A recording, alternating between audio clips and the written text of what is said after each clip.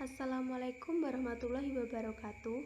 Kami dari kelompok 9 yang beranggotakan Ahmad Saif Ali Adhuhriha dengan NIM 2004 326 19350 dan Angelita Melati dengan NIM 2004 326 19241 yang akan menyampaikan materi mengenai konsumsi dan investasi, pengangguran, dan pasar tenaga kerja.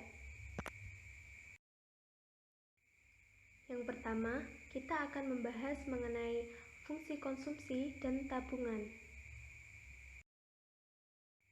Pengertian konsumsi dan tabungan. Konsumsi merupakan kegiatan yang dilakukan dengan tujuan untuk menghabiskan nilai guna suatu barang atau jasa dengan tujuan untuk memperoleh kepuasan. Di samping itu, kegiatan ini juga untuk memenuhi kebutuhan baik secara individu maupun bersamaan. Kemudian, tabungan diartikan sebagai pengurangan konsumsi saat ini dengan tujuan untuk mengonsumsi lebih banyak di waktu yang akan datang. Perhitungan konsumsi dan tabungan. Fungsi konsumsi. Fungsi konsumsi adalah fungsi yang menunjukkan hubungan antara konsumsi rumah tangga dengan pendapatan nasional dalam suatu perekonomian. Pada umumnya, fungsi konsumsi diasumsikan mempunyai persamaan linier sebagai berikut. C sama dengan A ditambah B kali Y. Keterangan. C sama dengan tingkat konsumsi, A sama dengan konsumsi rumah tangga, B sama dengan kecondongan fungsi marginal, Y sama dengan tingkat pendapatan nasional. Kemudian, fungsi tabungan. Fungsi tabungan yaitu fungsi yang menunjukkan hubungan antara tabungan atau S dengan pendapatan atau Y dengan menggunakan rumus fungsi konsumsi yang dapat ditentukan sebagai berikut. S sama dengan min A ditambah 1 min B kali Y. Keterangan, S sama dengan tingkat tabungan nasional, A sama dengan konsumsi rumah tangga, 1 min B sama dengan MPS, yaitu tambahan pendapatan yang digunakan untuk tambahan tabungan. Y sama dengan tingkat pendapatan nasional. Faktor yang mempengaruhi tingkat konsumsi. 1. Distribusi dan pendapatan nasional. 2. Kekayaan masyarakat dalam bentuk likuid. 3. Pendapatan yang akan diterima di masa yang akan datang. 4. Jumlah penduduk. 5. Pendapatan tertinggi yang pernah dicapai di masa lampau. 6. Harapan atau ekspektasi masyarakat terhadap perubahan harga. 7. Struktur pajak. 8. Sikap masyarakat terhadap kehematan atau attitude toward thrift. 9. Selera. 10. Faktor ekonomi nasional. 11. Keuntungan atau kerugian kapital atau windfall gain. Kemudian yang terakhir adalah tingkat bunga atau rate of interest. Kemudian faktor yang mempengaruhi tingkat tabungan. 1. Pendapatan rumah tangga. 2. Tingkat bunga. 3. Sikap berhemat. 4. Distribusi pendapatan. 5. Kondisi perekonomian.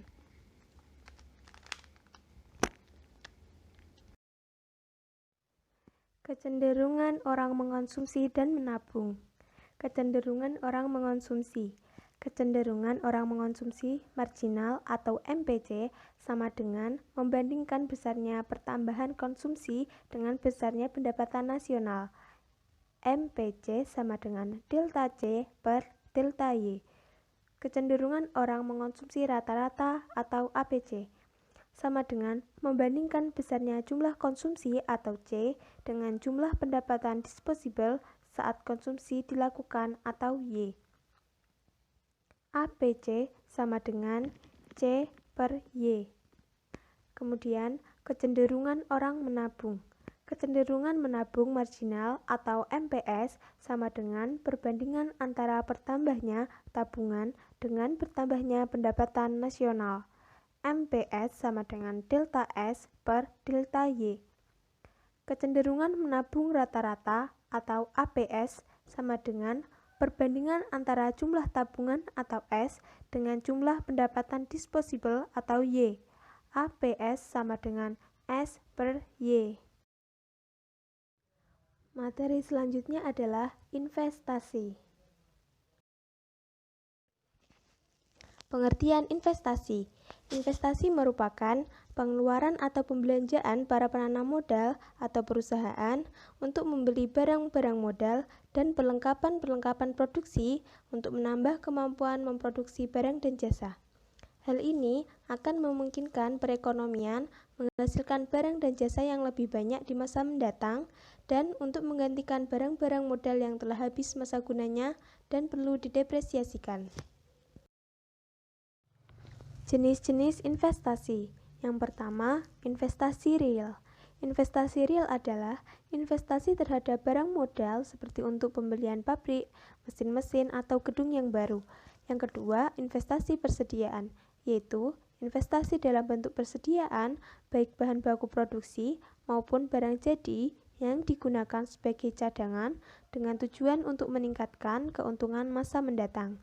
Yang ketiga yaitu investasi residensial, yaitu investasi dalam bentuk tempat tinggal seperti rumah, kantor, dan apartemen. Faktor yang mempengaruhi investasi. 1. Tingkat keuntungan investasi yang diramalkan akan didapat. 2. Tingkat bunga. 3. Ramalan mengenai keadaan ekonomi di masa depan. 4. Kemajuan teknologi.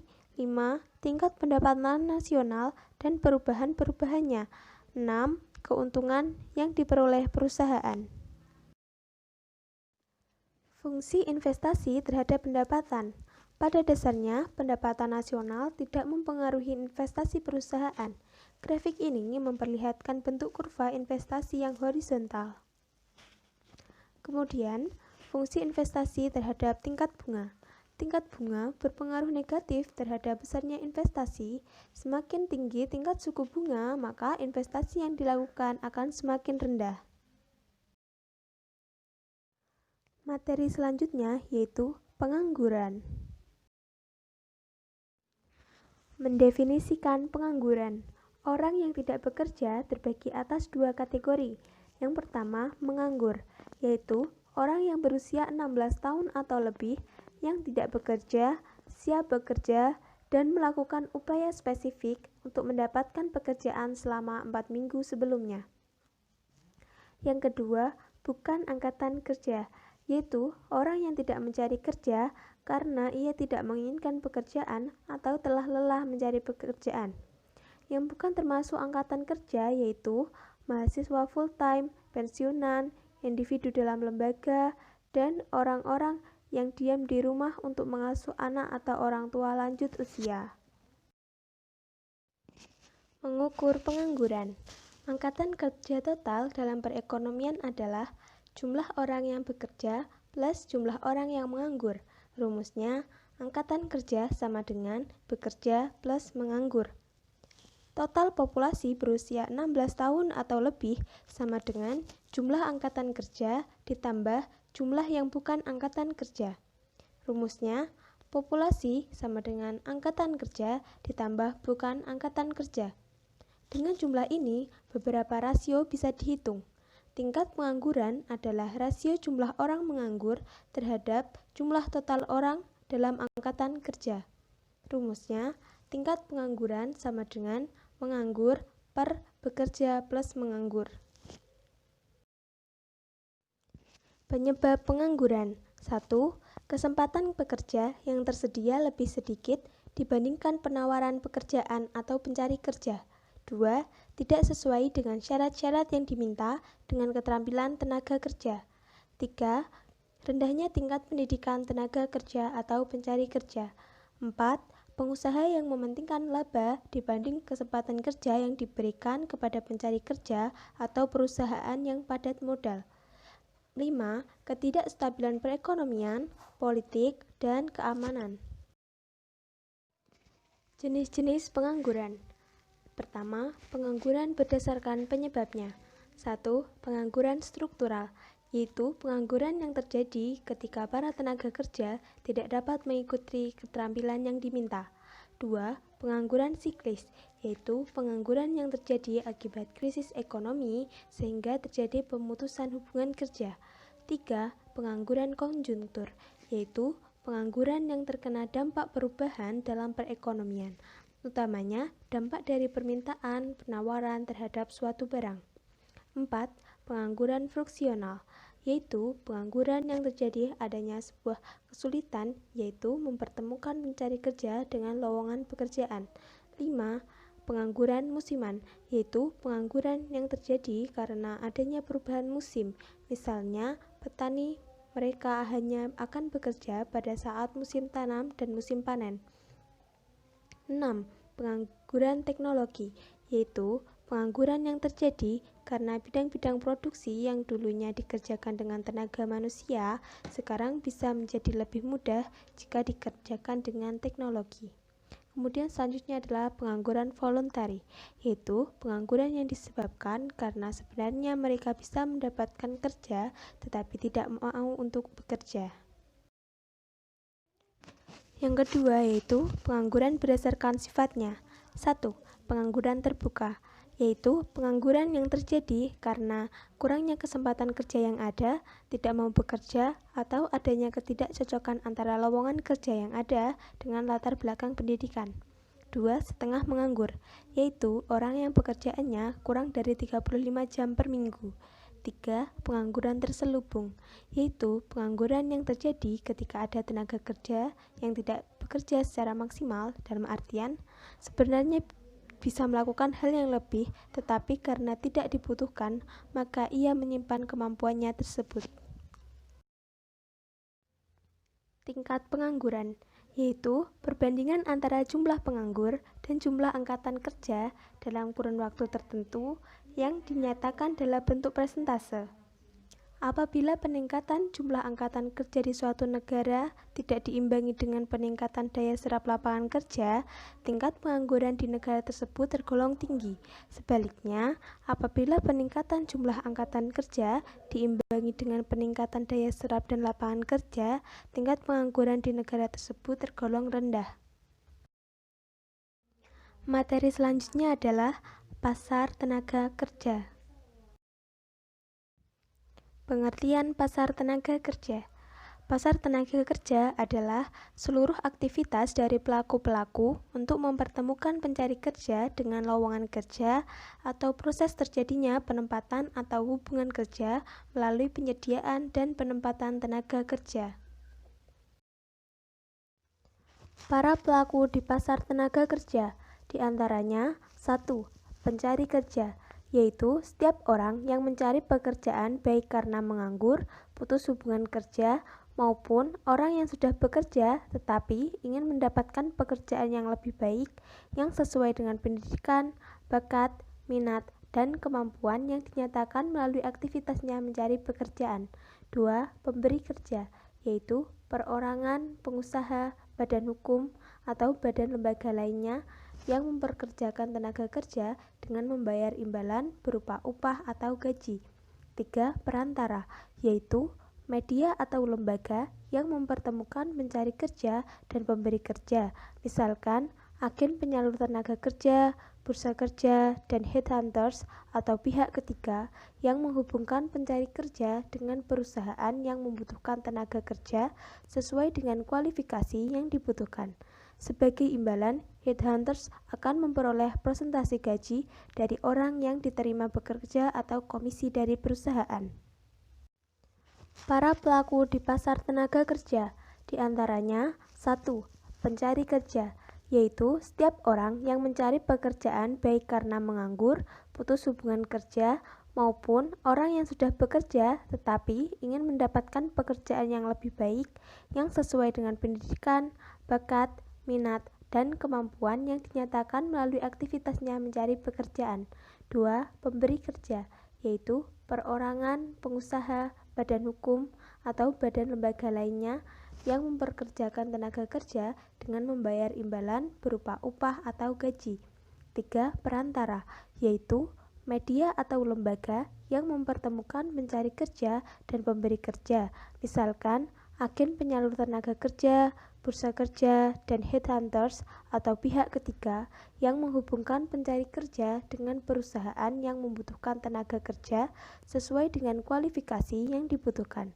Sebagai imbalan, headhunters akan memperoleh presentasi gaji dari orang yang diterima bekerja atau komisi dari perusahaan. Penggolongan pasar tenaga kerja. Yang pertama, berdasarkan sifatnya. 1. Pasar kerja intern atau internal labor market. Pasar kerja intern adalah pasar tenaga kerja yang diperoleh dari dalam perusahaan itu sendiri. Pemenuhan kebutuhan karyawan diambil dari dalam perusahaan melalui promosi maupun demosi karyawan. Promosi adalah rotasi atau perpindahan karyawan ke dalam jabatan yang lebih, misalkan dari asisten menjadi manajer. Sedangkan demosi adalah rotasi karyawan ke posisi yang lebih rendah dari jabatan sebelumnya, misalkan manajer personalia diturunkan menjadi staf. 2. Pasar kerja ekstern atau external labor market. Pasar kerja ekstern adalah pasar tenaga kerja yang diperoleh dari luar perusahaan. Pemenuhan kebutuhan karyawan diperoleh dari pihak luar, misalkan melalui iklan lowongan pekerjaan, agen atau penyalur tenaga kerja, atau melalui work interview. Kemudian yang kedua, berdasarkan prioritasnya. 1. Pasar tenaga kerja utama atau primary labor market.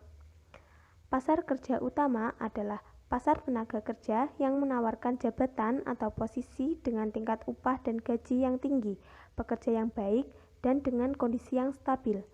Pasar ini dapat ditemukan pada sektor usaha yang menggunakan padat modal. 2. Berdasarkan sekunder atau secondary labor market. Pasar pekerja sekunder adalah pasar tenaga kerja yang menawarkan jabatan atau posisi dengan tingkat upah atau gaji yang rendah, posisi yang kurang stabil, dan kurang memberi kesempatan untuk mengembangkan karir karyawan.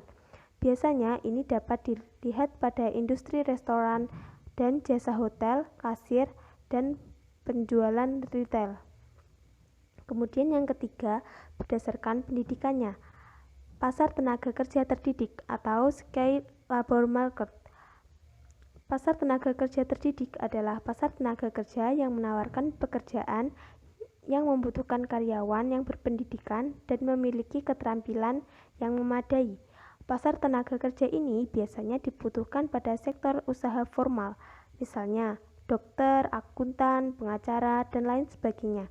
Yang kedua yaitu pasar tenaga kerja tidak terdidik atau unskilled labor market.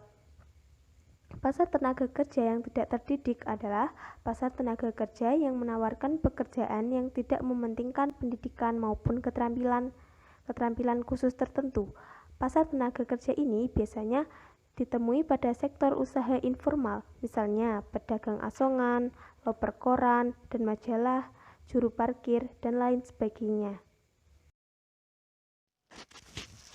Penentuan upah di berbagai bentuk pasar tenaga kerja.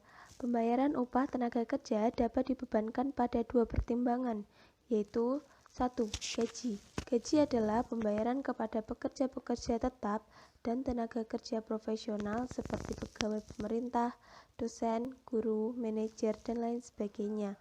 Biasanya dibayarkan sebulan sekali. Upah. Upah adalah pembayaran kepada pekerja-pekerja kasar yang pekerjaannya selalu berlimpah-limpah, seperti pekerja pertanian, tukang kayu, buruh kasar, dan lain-lain. Dalam teori ekonomi, upah diartikan sebagai pembayaran atas jasa-jasa fisik maupun mental yang disediakan oleh tenaga kerja kepada para pengusaha. Dalam teori ekonomi, kedua jenis pendapatan pekerja tersebut dinamakan upah. Ada perbedaan antara upah uang dan upah real.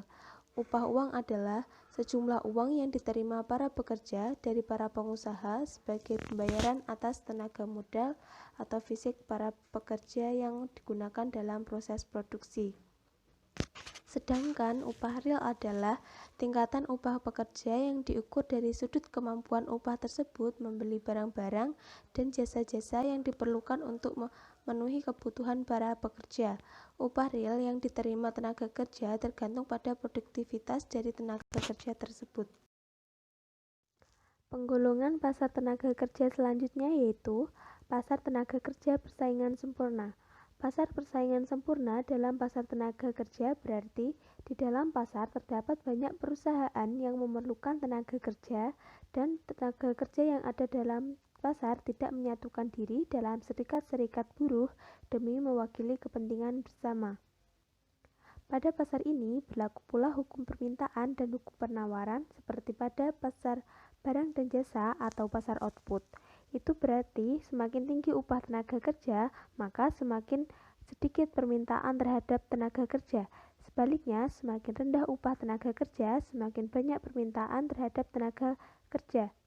Hal demikian berlaku pula pada penawaran, yakni semakin tinggi upah tenaga kerja, semakin banyak penawaran tenaga kerja. Sebaliknya, semakin rendah upah tenaga kerja, maka semakin sedikit penawaran tenaga kerja. Kemudian yang kedua yaitu pasar tenaga kerja monopsoni.